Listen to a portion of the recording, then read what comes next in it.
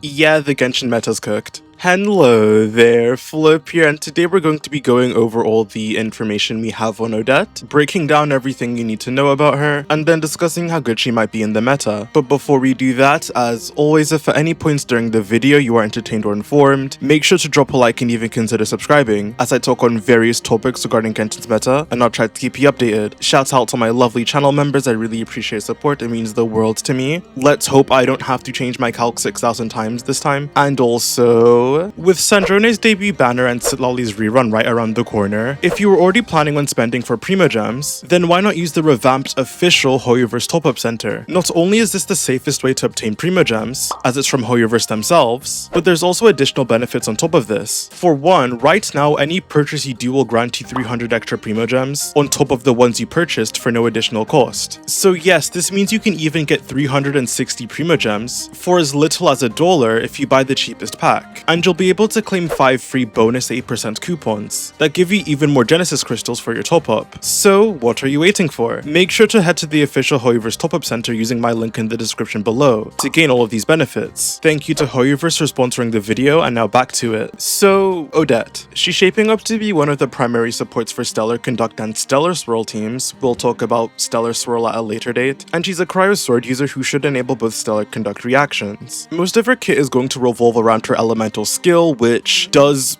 or well, it has a lot of text, but it's quite simple. Odette is actually from the Hidden Leaf Village and will unlock Shadow Clone Jutsu, creating a clone of herself when you cast her elemental skill. If Odette's clone is already on the field when you cast her skill, this will enable you to do a special elemental skill, where Odette and the clone come together to do some AoE cryo damage, with the final hit that can be Stellar Conduct or Stellar Swirl damage, depending on what field you created. I have talked about Stellar Conduct every single video, I'm not doing it again. Triggering Stellar Conduct creates a stellar field. This stellar field gives unique buffs to characters and enables some characters to do direct Stellar Conduct damage. And the more cryo and electro application you have, the stronger the buffs the stellar field gives you. That's all you really need to know. And while Odette's clone is on field, she constantly deals cryo damage that will be Stellar Conduct hits if you're in a Stellar Conduct field. She has 2 different turret multipliers, they alternate between each other, but this doesn't really matter that much. All you need to know is that it does pretty decent Stellar Conduct damage. In terms of her sub DPS damage potential, it is much lower than Yai's, but compared to the other cryo slots you were running in Sandrone teams like Chi-Chi, Escofia, and Diona, she does much more damage than them. So while it isn't the craziest sub DPS in the game by today's standards, it's still quite good. If anything, it's quite comparable to someone like Columbina sub DPS. Odette's clone deals damage every 2 seconds, and her clone stays on field for up to 20 seconds, and because her skill cooldown is only 15 seconds, she has extremely good turret uptime as you'd expect from a modern sub DPS. Also, even though she's only casting her skill in this rotation, she has to cast it twice, and her skill animation is pretty long, we'll see more later, so her field time is like a tiny bit longer than someone like Yai, but this shouldn't matter that much. For Odette's burst, it's just a nuke. It doesn't do that much damage, but it does buff Odette's reaction bonus. Sadly, it doesn't really seem worth it to use right now at the current moment. Now moving into Odette's talents, she of course has the generic 14% stellar bonus, as well as enabling the stellar reactions. Her Ascension 1 gives her 4 stacks of Marvelous Splendor whenever she uses her elemental skill. Each stack of Marvelous Splendor increases stellar reaction damage by 15%, so this is 60% stellar bonus to the entire team. And then her Ascension 4 is up to a 30% damage increase for Odette's stellar damage, and this is going to be based on the amount of attack you have with Odette, which you need 3000 attack to cap out on, which you should get decently close to reaching. And that's pretty much going to be it for Odette's kit. She is essentially just a very strong stellar support and sub DPS. Now before getting into the calculations, there are some other things to cover briefly. For one, alongside 7.0 we're getting a new supportive artifact set,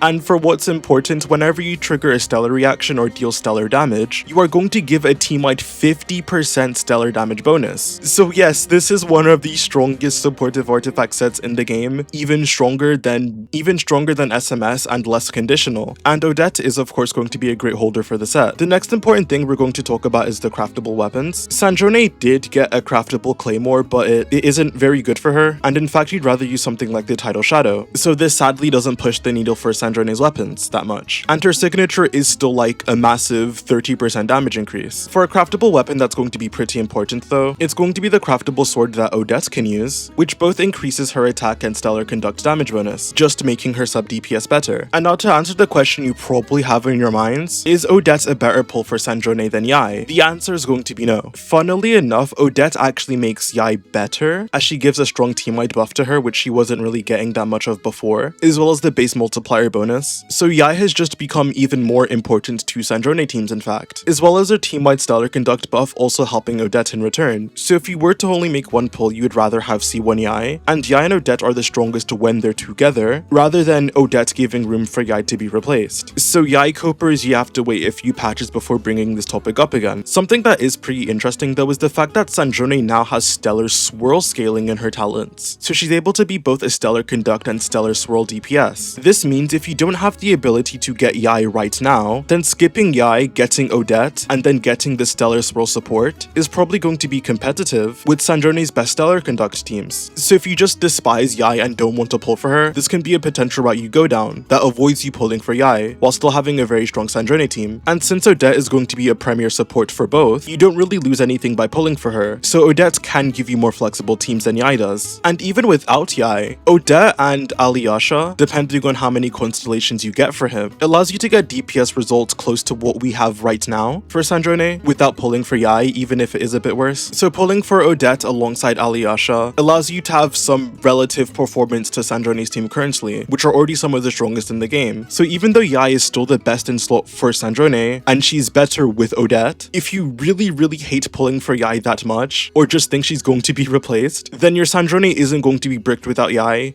You can just get Odette, and your Sandrone is still going to be very good. Now, getting into team calculations, I didn't want to look into Alyosha yet. I'll cover his teams with Sandrone in more depth later. I just wanted to look at how good Odette was, in which subbing her in on Sandrone's current premium team alongside Chi-Chi, Sandrone is, like, the best DPS in the game right now.